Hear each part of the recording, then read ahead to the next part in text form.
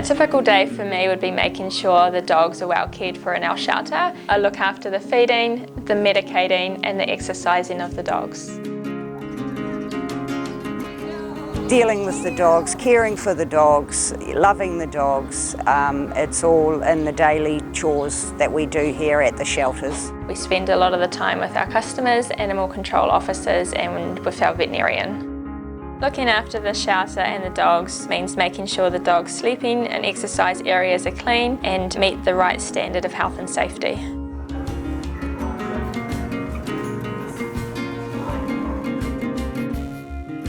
One of the key roles to my position is to finding suitable homes for our adoption dogs. I support both the dogs and the customers in their first meeting. When I adopted Das, the team out at the shelter, they put everything into place. They actually partnered me with Das and Das with me. They put all the paperwork in place.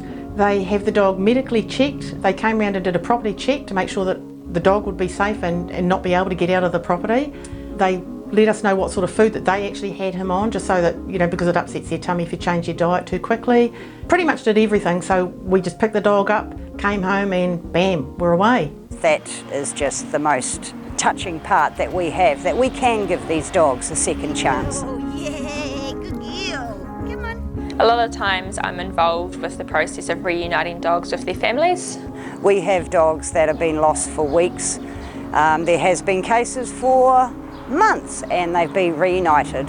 That for us is just absolutely amazing.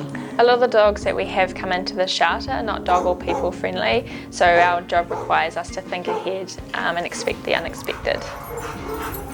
One of the things that I find a bit challenging is when a family relinquishes their young dog to us because they haven't put in the time and the education to teach that dog how to be well behaved. Having to deal with the aggressive dogs that we do have come through to the shelter. And another challenge would be having to put a dog to sleep because if their temperament is unstable and unsafe for the public. I think some of the qualities for someone who's wanting to join the team need to be committed to your role, very passionate about what you do, and to have the dog's best interests at heart.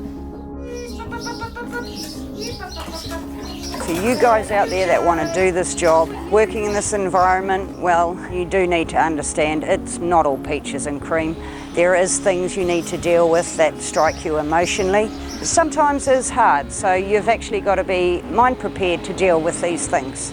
But 90% of it is more rewarding.